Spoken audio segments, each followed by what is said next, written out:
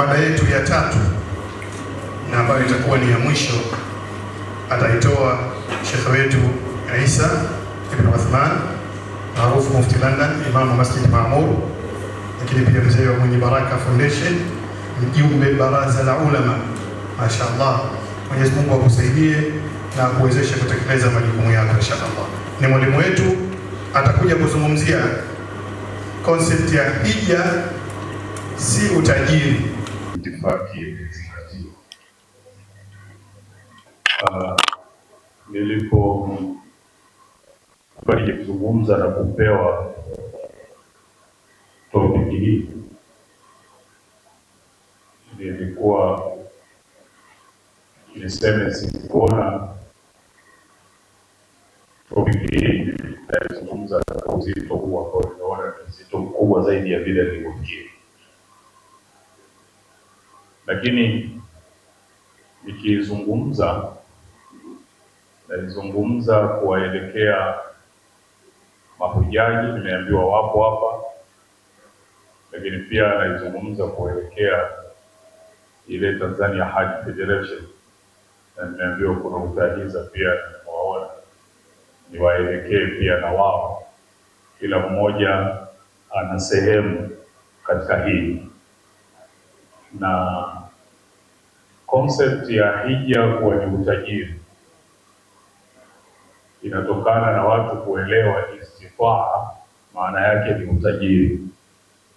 Kwa hivyo imekaa namna hiyo na watu walikuwa wanafikiri hivyo.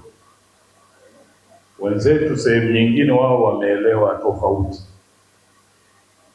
Wao wameelewa kwamba hija si utajiri. Istifaa ni ile ambayo Sheikh wangu ameeleza hapa, Sheikh Suleiman Bana, inayotofautisha kawaida tunasema wants na needs. Kuna vitu ni muhimu wewe kuwa navyo kwa ajili ya maisha yako, kuna vitu si muhimu kuwa navyo kwa ajili ya maisha yako. Kwa hiyo maadamu vile vitu muhimu vimekamilika, vile visivyo muhimu vinapokuwa na nafasi ya kuingia, ile sasa ndio nafasi ya mpango wako kwa ajili ya hija, ambayo mara nyingi huwa hatufikiri namna hiyo. Juzi nilipata nafasi ya kwenda kutembelea nchi ya Malaysia,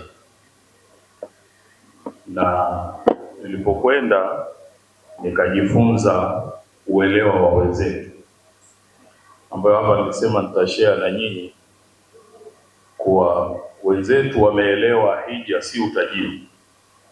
Na kwa hivyo mtu, yani ile kota yao imejaa, na mtu akiomba muda wa kusubiri mpaka aweze kupata nafasi ni miaka 20, pamoja na kwamba pengine kota yao ni kubwa kuliko yetu, Shefahili ya Tarabia, lakini waiting ile ni miaka 20.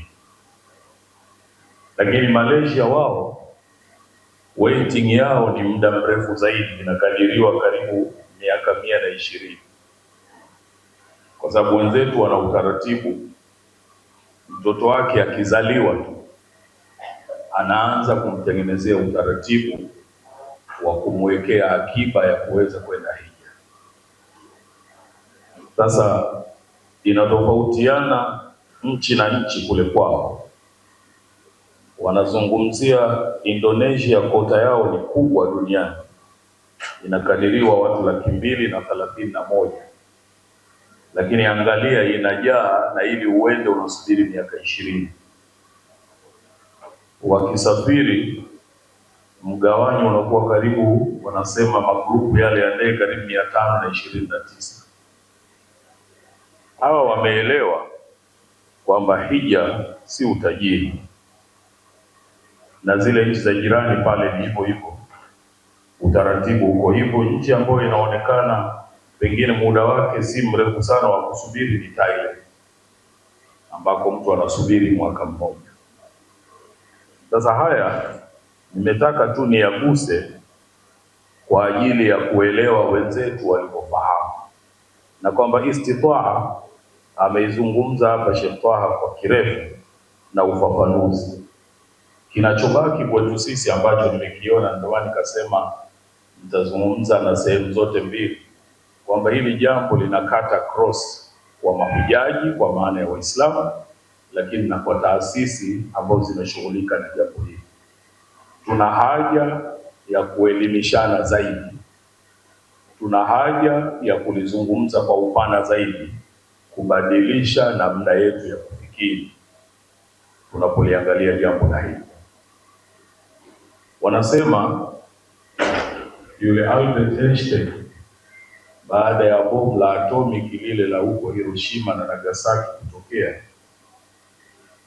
alisema kwamba atomi kwa kuwa imekuwa divided, basi peace must never be divided, amani isigawanywe tena, kwa sababu sasa mtu mmoja anaweza kuwa na silaha ya kuangamiza almost karibu nchi nzima na zaidi.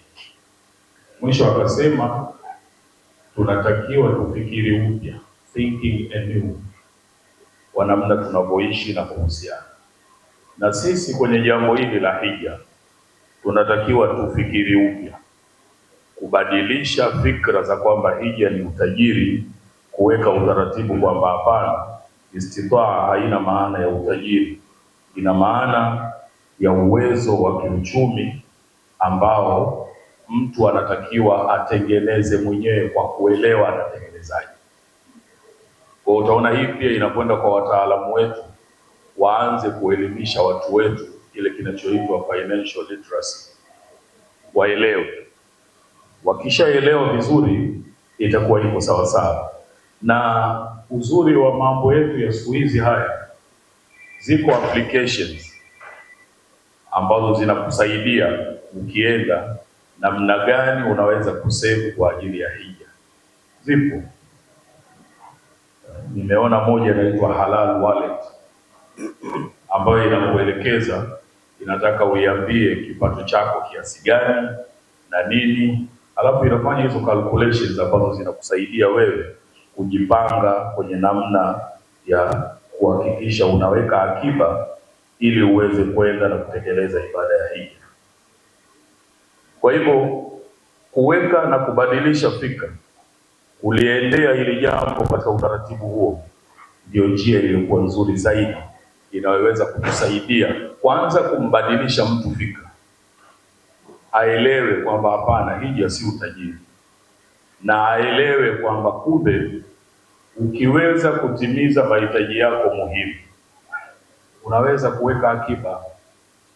Tulikuwa tunamuuliza mtu mmoja wakati tuko Malaysia pale, utaratibu uko, anasema mtu anajiwekea akiba utaratibu wa miaka 5, miaka 10, kwamba yeye kila mwezi ataseta aside kiwango fulani. Akiweka baada ya miaka 5, miaka 10 anakuwa kakamilisha. Sasa anasubiri muda wake tu ni mwaka gani yeye atakwenda. Sisi kwa sababu tumeganda kule kwamba ile man istataa ilaihi sabila tunaona ni utajiri, mtu hafikiri hivyo. Na ameisema Sheikh Taha hapa, mtu anaweza kuwa na nyumba 2, 3, anacho kipato anachoweza kuweka ili wakati wa likizo asafiri na watoto wake kwenda Dubai, kwenda China, kwenda pengine Ngorongoro na wapi, lakini akili yake haimfanyi afikiri kwamba anaweza kuweka hivyo hivyo ili aweze kutekeleza ibada ya hija. Kwa hiyo ni tatizo zaidi la namna ya kufikiri kuliko uwezo wa kufanya. Na hili utaliona aliko kwenye hija. Sisi tuna wajibu wa kufanya kile kinachoitwa wealth creation, kutengeneza mali, ambao ni wajibu kwetu sisi. Vinginevyo utaishi, utaweza kutekeleza.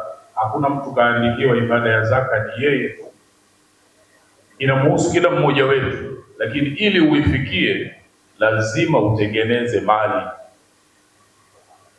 Alipoondosha watu Saidna Umar msikitini, aliwaondosha wasikae pale wakabweteka wakati wanajua mbingu hazinyeshi dhahabu wala fedha, manake watoke wakatengeneze mali. Kwa hiyo hili linaunga, mali ikishatengenezwa itatuwezesha kwenye kutekeleza ibada ya hija, itatuwezesha kuboresha hali zetu zaidi na kuyaelekea mambo mbalimbali ambayo sisi pengine tunaona hatuwezi kuyaelekea. Lakini inarudi kwenye kitu kinaitwa planning, ambayo Bwana Mtume sallallahu alaihi wasallam ametuambia la hafla katatbir. Kupanga, kuwa na mpango ni sehemu ya wajibu wa kila Muislamu. Chochote kile unachotaka kufanya, Mwenyezi Mungu akiamrisha wa aqimu ssalah, ili uweze kutekeleza lazima uwe na mpango. Kwa hiyo ibada yoyote ili iwe inahitaji mpango. Mwenyezi Mungu akiamrisha kitu, usipokiandika ukakirekodi pahala na ukaplani kukifanya, maana yake wewe utatafsirika kama alivyosema Shafaa, sio muumini wa kuamini kile Mwenyezi Mungu anachotaka ufanye. If you believe in something, you plan for it. Chochote kile ukikuuliza, kama alivyosema Shafaa, chochote ulichofanikisha kwenye maisha yako ni kwa sababu kulikuwa na mpango, na hili haliwezi kuwa bila ya kuwepo huo mpango. Kwa hivyo jambo hili ni pana sana, la kwamba tuanze na kampeni, tusiishie hapa, tuendelee, especially taasisi zote za hija, kupeleka ujumbe huu kwa waumini, kwa Waislamu popote walipo, kwamba hija si utajiri. Istitaa haina maana ya utajiri, lakini istitaa ina maana ya kutofautisha zile tunazoziita wants na needs, kwamba ukiweza kuwa yale mahitaji ya muhimu unayo, sasa ile ziada ile ndio unaoitumia, na maisha yote yako hapo pia. Mpango maalum kabisa ambao wanaufundisha wataalamu wanauita 50-30-20, kwamba wewe unafanya kazi, unafanya biashara, 50% ya kile unachokipata, hiyo inajulikana, ina matumizi muhimu lazima yawepo. 30 ni ile dharura, 20 lazima uweke akiba. Sasa kama unapata 20,000 halafu unatumia 30,000, hapo pahala pana matatizo. Lakini 50, 30, 20 akiba, hapo na ibada ya hija itawezekana, kwa sababu utakuwa huko kwenye utaratibu anaupenda Mwenyezi Mungu na kuridhia, kwamba lazima uwe na mpango, lazima uwepo na mpango ni huo. Kwa hiyo mimi nisisitize kwamba hili lilofanyika hapa ni kama tumegusa kitu kidogo sana, kuwepo na mpango wa kuhakikisha tunabadilisha hiyo mentality ya waumini wa kuwaendea zaidi, kutumia mitandao ya kijamii, kutumia misikitini, kuwafikia kila pahala walipo, ili waweze kuelewa kwamba hija si utajiri. Istitaa maana yake ni hii, waifahamu. Lakini pia kongamano kama hili linapaswa litengenezewe utaratibu wa ukubwa zaidi. Nilipouliza kule Malaysia, wakasema kupitia ile taasisi inahusika na mambo ya haji, walikusanya pesa nyingi ambazo watu ndo wanadunduliza, ikaonekana sasa haziwezi kukaa tu. Pesa zilizokusanywa zikawa ni mchango mkubwa kwenye uanzilishi wa benki kule ambayo inapata utaratibu wa Kiislamu, kwa sababu zile pesa zilikuwa nyingi zimekusanywa, na pesa zile za hija haziwezi kupelekwa kwenye biashara ambazo zina riba na mambo mengine. Kwa hiyo wakaja na fikra hiyo. Indonesia wanaita benki muamalat, ambayo kule inamuelekeza mpaka mtu namna gani anaanza kusave from zero kuweza kufikia pahala wa kutekeleza ibada ya hija. Kwa hiyo utaona kuna mambo mengi ambayo tunatakiwa tufanye ili tufikie huko. Kota yetu ni ndogo sana. Angalia hiyo ya Indonesia 231,000 na watu wanasubiri kwa miaka 20. ya keki ya kwetu Shapai watoka 25 na sidhani kama tumeshafika mpaka japo 10,000. Tunafika 4,000. Kwa hiyo kuna kazi kubwa ya kufanya sisi kubadilisha namna ya fikra na kuangalia tunakwendaje huko mbele na kutumia tools zote tulizokuwa nazo kulibeba jambo hili, kwa sababu ni kubwa na ni sehemu ya ibada. Watu waelewe, isije ikawa mtu hakutekeleza, akiulizwa huko mbele akasema hakuna mtu alikuja kunifahamisha akanitoa hivi nilivyokuwa nafikiri. Sisi tutokane na dhima kuwa tunawafikia, tunawaelimisha, wanaelimika na wanatekeleza jambo hili. Mmoja katika wanazuoni wetu wakubwa, Said Omar Abdallah maarufu mwenye baraka, wanapenda kusema a thought without a thinker is unthinkable. Fikra bila mfikiriaji haifikiriki. Kwa hivyo sisi tubebe ndio tuwe wafikiriaji, kuhakikisha tunawafikia watu wetu kwa ukubwa sana. Ninaamini tukibeba namna hiyo, na ikawa sio kampeni ya wakati wa hija ukikaribia, hapana, ni kampeni inazunguka mwaka mzima kuwafikia Waislamu, kuwaelimisha popote walipo kwamba bwana, wewe unaweza kuhiji. Mwenyezi Mungu hakuweka ibada fulani kwa watu fulani tu, wengine hawamo, lakini ukifocus vizuri, ukatengeneza mpango, ukaelewa utaratibu namna ulivyo, kwa vyovyote na wewe utaweza kwenda hiji. Naamini tukikutana tena tutakuwa tumefika kwenye 10,000 au 25 tumefikia. Vinginevyo wenzetu huko wanatutamani. Nilikuwa nazungumza, nafikiri ilikuwa South Africa hapa, nilikuwa nazungumza nao council yao ya scholars, mjumbe mmoja yule akanambia, bwana, kwani hakuna uwezekano hiyo kota yenu msiotimiza tulikuwa tunakuja sisi, kwa sababu sisi huko ya kwetu imetimia na watu wanasubiri na ile waiting list ni kubwa sana.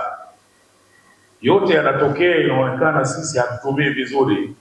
Sasa hebu tusimame kisawa sawa, tufanye hii kazi vizuri kabisa, na vile vile hiyo itamfanya mufti wetu wa very much proud, maanake akizungumza anaposafiri kuhusu Waislamu wa Tanzania, alafu wakitizama wanaokuja hija kwenye kota yao hata hawajazi, anapata wakati mgumu, bwana, hivi unachokwambia ni kweli au hawa watu bado hawajui dini yao vizuri? Bora hawafiki popote kwenye kota mliopewa. Kwa hivyo hili ni jambo muhimu ambalo tulibebe kwa ujumla wake.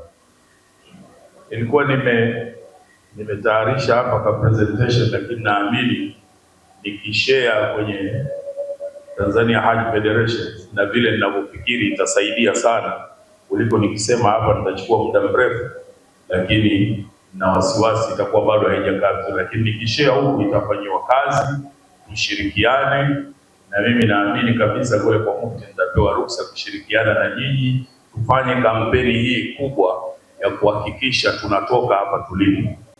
Wenzetu, narudia tena, Malaysia mtu anakwenda kusubiri miaka 140. Manake huyu mpaka ataondoka ulimwenguni hataweza kufika. Lakini ndio watu wako tayari na wamelipa na wamejikusanya kidogo kidogo. Indonesia wanasubiri miaka 20. Sisi kwa nini hatuvuki hiyo 4,000 tukafikia ile kota yetu? Kwa sababu ni wajibu wetu, kwamba sasa ikifika pale tukiongea huko na mamlaka, mufti akizungumza wakasema Saudi wala hatuongezi, ndio hiyo hiyo, tutakuwa hatuna lawama. Lakini kuwa hatuifikii tuliopewa na bado tunaonekana kama tuna relax, bado kuna shida, na tupambane na hii ya kubadilisha namna ya ufikiriaji ili tuweze kwenda mbele, tutekeleze ibada hii, kila mmoja awe hana dhima. Mwenyezi Mungu awalipe kheri, na nisisitize tu, natamani jambo hili mwakani nilione kule uwanja wa Mkapa na sehemu nyingine, ili kampeni yetu iwe kubwa zaidi. Wassalamu alaikum warahmatullahi wabarakatuh.